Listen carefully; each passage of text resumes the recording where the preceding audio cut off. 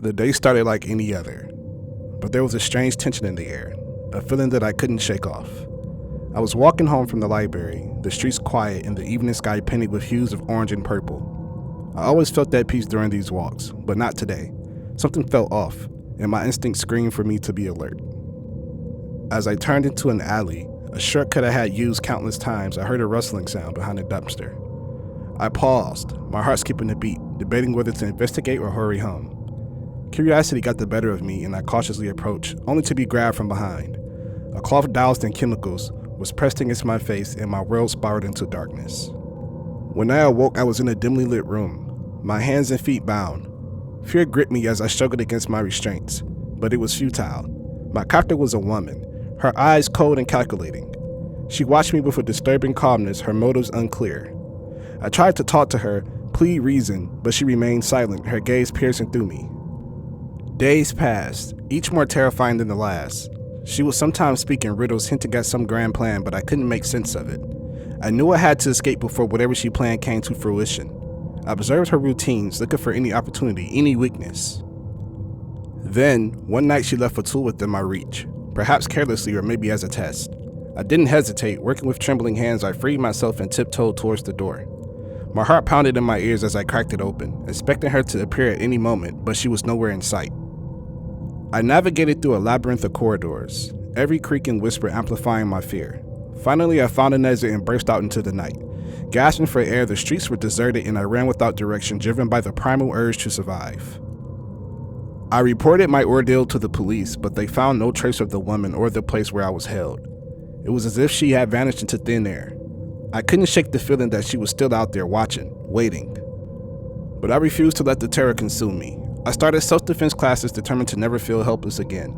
The experience had scared me, but it also awakened a fierce determination to live boldly, to cherish every moment. The kidnapper remained a mystery, an unsolved enigma, but I chose to move forward, embracing life with a newfound strength and resilience.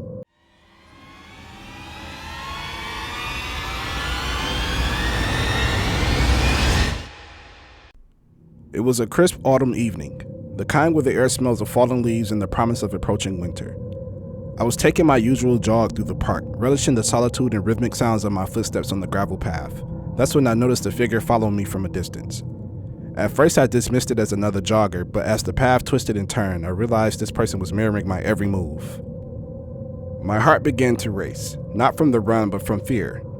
I tried to convince myself it was just a coincidence, but as I picked up my pace, so did the figure. In a moment of panic, I decided to confront the situation.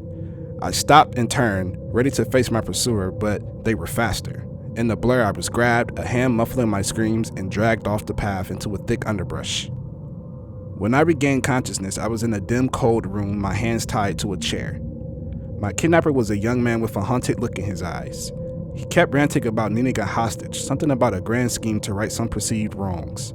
His words were disjointed, and his demeanor shifted unpredictably between anger and despair. Despite my fear, I felt a spark of determination. I wasn't going to be a passive victim. I engaged him in conversation, trying to understand his motives, looking for any opportunity to reason with him or catch him off guard. There were moments when he seemed almost rational. In those brief instances, I saw a glimmer of hope for escape. After what felt like hours, he loosened my restraints to give me some water. Seizing the moment, I acted with all the courage I could muster. I threw the water in his face and wrestled him to the ground. It was a desperate struggle, but adrenaline lent me strength I never knew I had. In the chaos, I managed to free myself and make a run for it.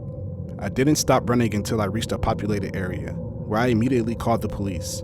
They launched a search, but my kidnapper had disappeared without a trace, leaving behind only the chilling memory of his twisted justifications and erratic behavior. In the aftermath, I struggled with anxiety and fear, but I also found a new sense of strength within myself.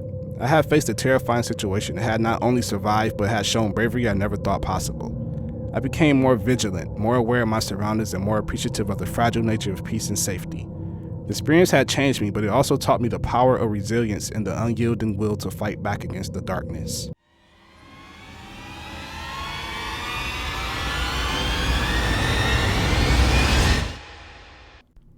The ocean had always been my sanctuary, a place where I could find peace away from the chaos of city life. That day I was on my usual early morning walk along the shore, the waves gently lapping at my feet, the salty breeze caressing my face. Little did I know that this serene setting was about to turn into a scene from my worst nightmare. As I strolled further away from the crowded beaches, savoring the solitude, I suddenly felt a sharp tug on my backpack. Before I could react, I was pulled backward, a strong hand covering my mouth to stifle any screams. My assailant was swift and efficient, dragging me off the beach into a waiting vehicle.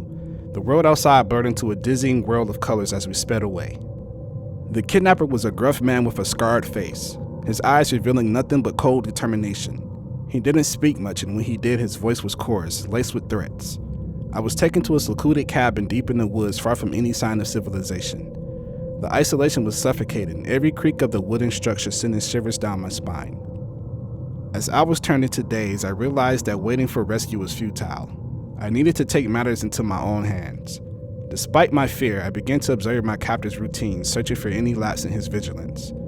He was cautious, but not cautious enough to notice the small piece of metal I had managed to hide from an old rusty cabinet. One night when he was asleep, I used the metal to pick the lock on my restraints. My hands trembled with a mix of fear and excitement. I crept towards the door at every step of calculated risk. The night was dark, the woods an unknown maze, but the thought of freedom spurred me on. I ran like I had never run before. Branches scratching at my face, the uneven ground threatening to trip me at every step. I could hear him shouting in the distance, his angry voice gradually fading as I put distance between us. Eventually, I stumbled upon the road and flagged down a passing car.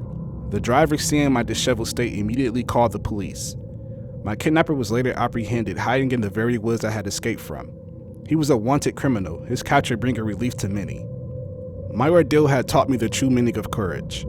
The ocean, once a symbol of tranquility, now reminded me of my survival. I had faced unimaginable terror and emerged not just unscathed, but stronger and more resilient. The experience had reshaped my perception of life, teaching me that sometimes the bravest thing one can do is keep moving forward, no matter how daunting the path ahead may seem.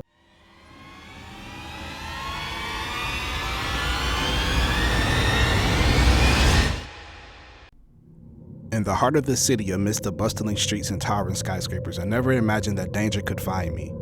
It was a typical Thursday evening. I was leaving my office late, the streetlights casting long shadows on the pavement. The familiar sounds of the city were my backdrop.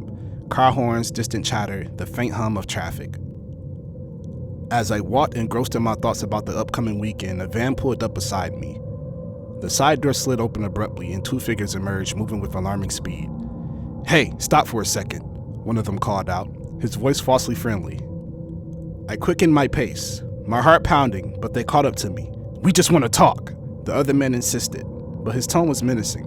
Before I could react, they grabbed me, their grip iron tight, and shoved me into the van. The world inside was a blur of confusion and fear. The van smelled of stale cigarettes and gasoline. One of the kidnappers, a burly man with a scar across his cheek, looked at me with cold eyes. "Just sit tight and this will be over soon," he said, his voice a threatening whisper. They took me to an abandoned warehouse on the outskirts of the city. The place was vast, empty except for the echoes of our footsteps. They tied me to a chair in the center of the room. "Why are you doing this?" I demanded, trying to keep my voice steady. "For money, what else?" The other kidnapper, a tall, thin man with nervous eyes, scoffed. "Huh, just stay quiet and you'll be fine." But I couldn't just stay quiet. I needed to escape. I watched them closely, noting their every move, waiting for an opportunity. It came late at night when they thought I was asleep. The thin man had left his knife too close to where I was tied. Every ounce of stealth and patience, I managed to inch my chair closer to the knife. It took what felt like hours, but I finally reached it. I cut through my bindings, my hands trembling with a mix of fear and adrenaline. I tiptoed to the exit. My heart racing, I knew it was now or never. Just as I reached the door, the burly man appeared, his eyes wide with shock. "Where do you think you're going?" he growled, advancing towards me. I didn't think, I reacted. I swung the knife, catching him off guard, and dashed past him. I ran into the night, not stopping until I found a public place where I could call for help. The police arrived quickly and both kidnappers were apprehended. They were part of a larger criminal network and my escape had helped bring them down. I was hailed as brave, but I didn't feel brave. I felt lucky to be alive. That night changed my life. I realized how fragile our sense of security can be and how important it is to be aware of our surroundings. I also learned that courage isn't the absence of fear, it's the determination to act in spite of it. My ordeal was terrifying, but it also revealed a strength in me I never knew I had.